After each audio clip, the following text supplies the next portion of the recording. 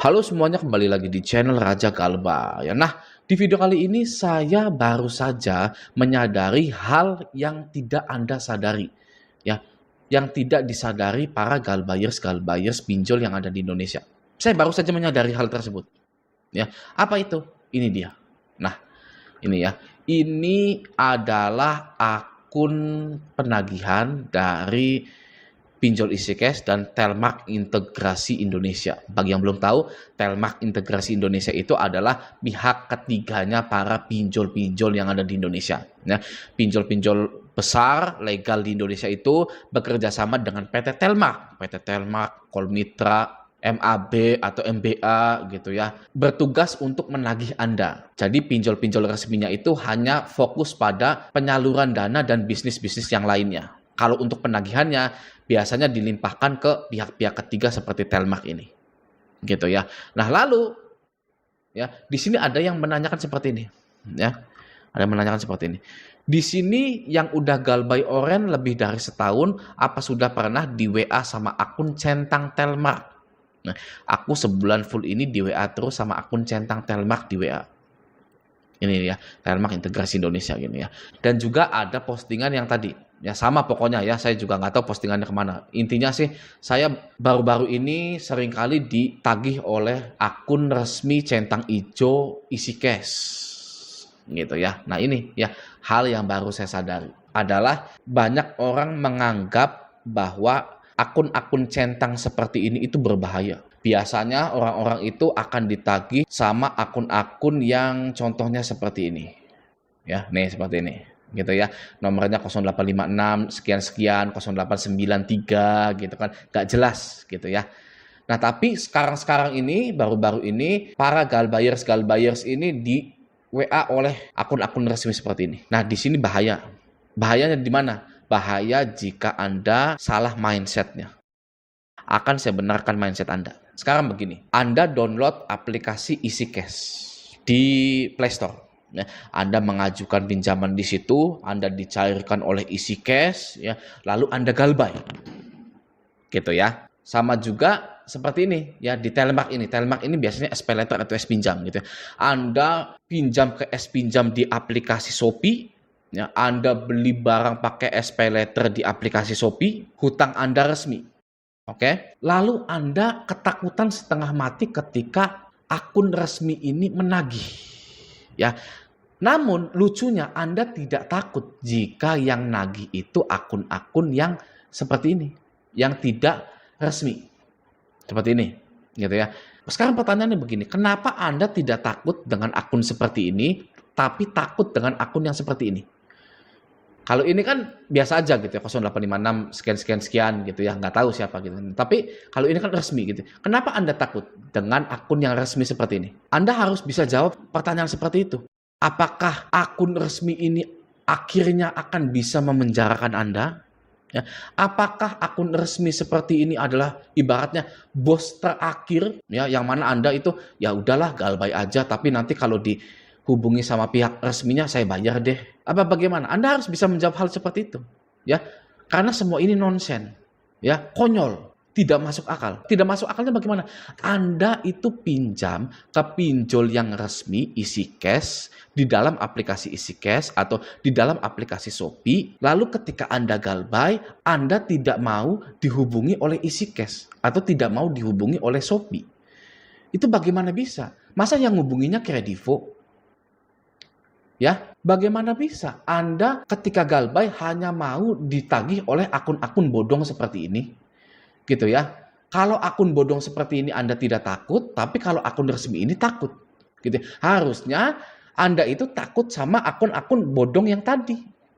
Ya, yang nggak ada akun centang birunya. Karena dia tahu dari mana nomor HP Anda. Ya kan? Anda juga harusnya menganggap bahwa penagihan yang seperti ini itu penipuan, tidak centang hijau. Ya, apa benar ini dari isi cash tadi? Apa benar ini dari SPayLater? Ya, akun-akun seperti ini.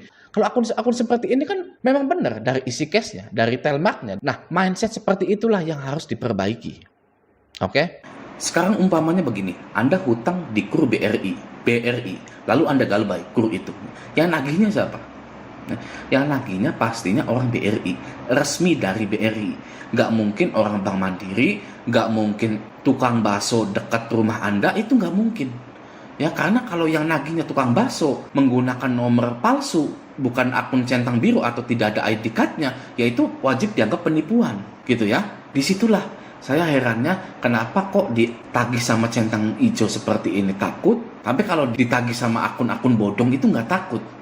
Gitu ya. Nah, itu masih banyak orang Indonesia yang ketakutan karena besarnya nama atau formalnya sesuatu yang akan menimpa orang tersebut, khususnya di pinjol. Ya, waduh, ini akun resmi. Waduh, ini bahasanya formal sekali. Gitu ya. Saya takut kalau bahasanya menyamanya nggak apa-apa, nggak takut gitu. Tapi kalau bahasanya formal, waduh, gimana nih? Ya itu, ya. Nah itu tuh awas tuh, ya. Orang Indonesia yang galbay di pinjol masih takut dengan yang namanya formalitas dan nama besar dari perusahaan pinjol tersebut. Gitu ya. Itu bisa membuat Anda melakukan hal-hal yang tidak seharusnya. Oke? Di sini ingin saya benarkan. Jangan sampai terjadi korban lagi. Ketakutan dari orang ini, ya dari Mbak Woodsbuya ya, atau Mas Woodsbuya ini adalah karena seragam. Ya, apa itu Bang? Karena seragam. Kalau penagihan ini ya seperti ini itu tidak berseragam. Tidak ada seragamnya. Ya, tapi kalau ini ada seragamnya. EasyCash centang hijau, Telmak Integrasi Indonesia centang hijau. Padahal Anda itu galbay di aplikasi resminya. Ya, kok bisa Anda takut ditagih oleh akun resminya juga? Masa Anda mau ditagih sama akun bodongnya? Ya nggak boleh. Ya, harusnya memang yang seperti ini. Gitu kan? Karena kalau yang seperti ini itu, ya ini bisa ancamannya itu bisa gila-gilaan, ya. Lalu bisa nggak ngaku juga ketika nanti ada apa-apa, ya. Misalkan kan pernah tuh ada kasus ada kami yang bunuh diri, gitu kan, ya. Mana buktinya? Mana lihat buktinya? Ya kan? Oh ini Pak, ini penagihannya ini seperti ini, gitu. Coba kita lihat nomornya. Lah, ini nomornya siapa? Nah, ya kan? Nanti dari pihak ada kaminya kan nggak ngaku. Dari pihak EasyCash-nya nggak ngaku. Ya, tapi kalau dari akun-akun seperti ini, gitu ya, yang mau sebar data lah, yang ngancam ini itulah, enak dong ngelaporinnya. Ini betul, ya akunnya langsung resmi dari EasyCash-nya, centang hijau lagi. Ya, maka dari itu penagihannya juga seperti ini, biasa saja penagihannya, nih ya. Yang terhormat nasabah EasyCash, jika masih tidak ada pembayaran masuk sampai di jam 10 pagi hari ini, konsekuensi akan ada penelponan kembali ke nomor telepon yang telah Anda daftarkan atau cantumkan pada saat pengajuan pinjaman. Lalu, penurunan kredibilitas data atau skor kredit Anda pada aplikasi EasyCash, serta pengalihan data dan nama Anda ke agen penagihan selanjutnya. Terima kasih. Mana ada? Ya, woi, kunyuk bayar lu. Ya, apakah orang tua Anda itu mengajarkan hal Anda seperti itu? Ya, woi maling perusahaan, balikin duit kami. Nggak ada akun-akun resmi seperti ini. Nggak akan mau. Karena kalau nagihnya seperti itu bisa didenda oleh OJK. Nah ini lihat, Telmak Integrasi Indonesia juga mana ada. Ya, ada bau-bau ibu, bau-bawa kata-kata kotor, nggak ada di sini. Mana? Kalau saya lebih suka itu akun-akun yang seperti ini. Yang nagih saya itu. Coba mau sampai segimana. Ya, keberanian para pinjol-pinjol akun centang hijau ini dalam menagih kita itu. Ya, kalau akun centang seperti ini kan bisa berbuat apa saja, ya, bisa ngirim foto Anda lagi pengajuan bisa dan lain-lain. Buat Anda dan Mas Woodsbuya ini, ya, mau itu akun centang Telmaknya biru, hijau, kuning, oranye, gitu ya. Permasalahannya adalah Anda itu takut diseragam resmi seperti ini, dan yang kedua permasalahannya adalah Anda tidak mengganti nomor Anda. Ya, Anda sudah galbay berapa bulan?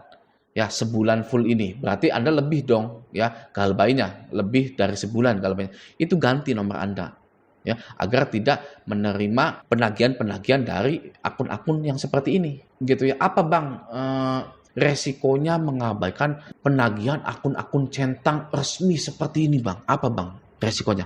Nggak ada resikonya. Ya, OJK pun nggak menerapkan aturan Anda harus meladeni penagihan dari DC-DC resmi seperti ini. Nggak ada. Ya, saya buktikan ya. Nih, ini dari Surat Edaran Otoritas Jasa Keuangan. ya, yang resmi nomor 19 SEOJK 06 tahun 2023, diresmikan pada tahun 2023 gitu. Mari kita cari tahu ya kewajiban. Nah, atau gini ya, wajib merespon. Nggak ada. Ini udah saya enter. Ya, ini juga 0 tuh. Ya, atau respon. Ya, respon. Nggak ada respon nih. Tuh. Nggak ada, mau saya enter juga. Karena OJK tidak mewajibkan Anda untuk merespon para DC-DC tersebut. Apa? Menanggapi. Nggak ada lagi. Ya, tapi kalau auto lunas nih ya. Auto lunas pakai asuransi. Ada nih ya, asuransi gitu ya. Pengalihan resiko pendanaan atau galbay itu sebagaimana dimaksud pada angka 1 huruf D dapat dilakukan melalui mekanisme asuransi atau penjaminan. Gitu ya. Itu ya. Anda itu pinjolnya itu sudah diasuransikan. Kok Anda masih pusing-pusing mikirin ya kan isi cash centang ijo seperti ini? Ngapain ini? Hapus aja nih ya. Saya delete gitu kan. Seperti itu. Nah, semoga video kali ini saya bisa menyampaikan apa yang saya maksud. Ya, yang artinya adalah kita itu tidak perlu takut dengan akun manapun. Intinya sih seperti itu, jangan pernah takut dengan akun apapun. Karena OJK pun tidak pernah membuat peraturan bahwa Anda harus merespon akun-akun centang-centang resmi dari pinjol ataupun Anda harus merespon para DC-DC pinjol ini. Nggak ada sama sekali. Anda tadi sudah lihat. Ya, oke. Nah, semoga video ini bermanfaat. Sampai jumpa di video selanjutnya.